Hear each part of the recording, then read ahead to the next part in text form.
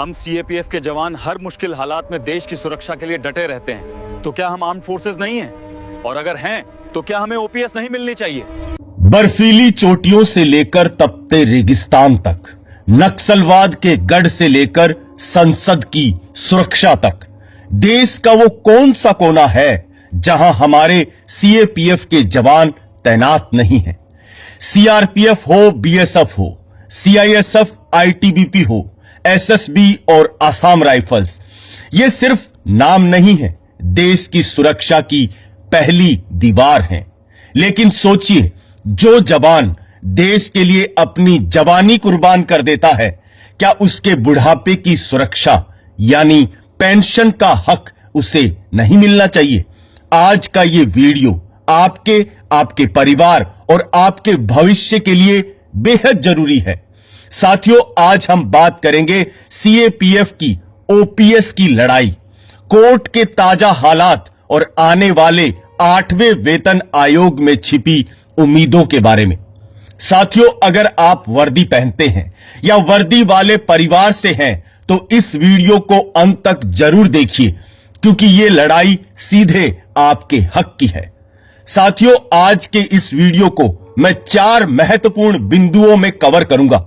Number 1, क्या CAPF arm forces है या नहीं? संविधान और कानून क्या कहता है? दूसरा, पुरानी पेंशन यानी ओपीएस की मांग और अब तक का इतिहास क्या है? इसमें मैं आपको बताऊंगा दिल्ली हाई कोर्ट का ऐतिहासिक फैसला और सुप्रीम कोर्ट का स्टे, और अब आगे क्या। नंबर 3, 8वें वेतन आयोग से क्या उम्मीदें लगाई जा सकती हैं? और नंबर 4, कैसे हम सब मिलकर इस मांग को सरकार तक पहुंचा सकते हैं? तो साथियों, आपसे रिक्वेस्ट है कि वीडियो में अंत तक बने रहिए, क्योंकि बिल्कुल तथ्यों के आधार पर आसान भाषा में पूरे इस ओपीएस की लड़ाई को कवर करूंगा। साथियों, सबसे बड़ा सवाल जो सरकार अक्सर उठाती है, क्या सीएपीएफ सशस्त्र बल यानी आर्म फोर्सेज हैं? क्योंकि एनपीएस लागू करते समय कहा गया था कि आर्म फोर्सेस को छोड़कर यह सब पर लागू होगा। सच्चाई क्या है? साथियों, भारत के संविधान के अनुच्छेद 246 आर्टिकल 246 की 7वीं अनुसूची लिस्ट नंबर 1 एंट्री नंबर 2 साफ कहती है कि यूनियन ऑफ इंडिया के सशस्त्र बलों में तीनों सेनाएं, आर्मी, नेवी, एयरफोर्स के अलावा any other arm forces of the union भी शामिल हैं। और सीआरपीएफ एक्ट 1949 और बीएसएफ एक्ट 1968 भी स्पष्ट रूप से कहते हैं कि ये बल arm forces of the union हैं। तो जब काम सेना जैसा, जोखिम सेना जैसा, तो पेंशन सेना जैसी क्यों नहीं है? साथियों, अब बात करते हैं कोर्ट की लड़ाई की। यह मुद्दा तब गरमाया जब 1 जनवरी 2004 के बाद भर्ती हुए जवानों को ओपीएस से बाहर कर दिया गया। साथियों, इसके ऊपर 11 जनवरी 2023 को दिल्ली हाई कोर्ट ने एक ऐतिहासिक फैसला सुनाया। कोर्ट ने साफ कहा कि सीएपीएफ भारत संघ का सशस्त्र बल है और एनपीएस उन पर लागू नहीं होना चाहिए। कोर्ट ने सरकार को आदेश दिया कि सभी सीएपीएफ कर्मियों को पुरानी पेंशन दी जाए, चाहे वे कभी भी भर्ती हुए हों। इसके बाद आता है साथियों सुप्रीम कोर्ट का बड़ा पेच। केंद्र सरकार ने क्या किया? केंद्र सरकार ने दिल्ली हाई कोर्ट के फैसले को सुप्रीम कोर्ट में चुनौती दे दी, और वर्तमान में सुप्रीम कोर्ट ने दिल्ली हाई कोर्ट के उस फैसले पर स्टे लगा रखा है। नहीं तो अभी तक आपको ओपीएस मिल जाता, और मामला अभी भी विचाराधीन है। अभी तक इसमें कोई फैसला नहीं आया है। हालांकि उन लोगों के लिए राहत की खबर आती रहती है जिनकी भर्ती प्रक्रिया 2004 से पहले निकली थी। उन्हें कई कोर्ट आदेशों के बाद ओपीएस का लाभ मिला है। लेकिन साथियों, हमारी मांग है सभी के लिए ओपीएस। साथियों, अब नजरें टिकी हैं आने वाले 8वें वेतन आयोग पर। क्या इसमें कुछ राहत मिलेगी? देखते हैं। Number 1, pension revision. हालांकि पे कमीशन मुख्य रूप से सैलरी और अलाउंस के लिए होता है, लेकिन पेंशन के नियमों की समीक्षा भी पे कमीशन का हिस्सा होती है।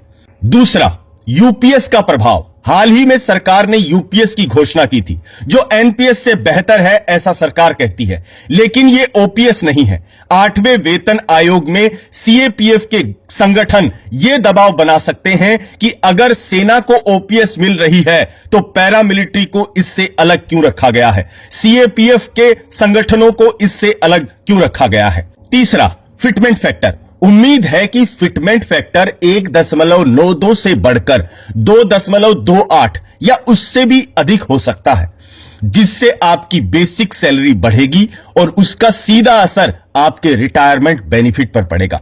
लेकिन साथियों, याद रहे, असली मांग क्या है? पुरानी पेंशन योजना।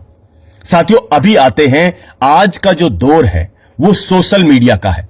साथियों, अपनी आवाज सरकार तक पहुंचाने के लिए हमें डिजिटल रूप से एकजुट होना होगा। बहुत सारे अभियान चलाए जा रहे हैं एक्स पर, सीएपीएफ के जवानों और वेटरन्स के द्वारा। आप क्या कर सकते हैं? Number 1, Twitter x campaign. जब भी सीएपीएफ संगठन कोई हैशटैग अभियान चलाए, जैसे #CPF नीड ओपीएस या जस्टिस फॉर सीएपीएफ, तो उसमें बढ़ चढ़कर हिस्सा लें।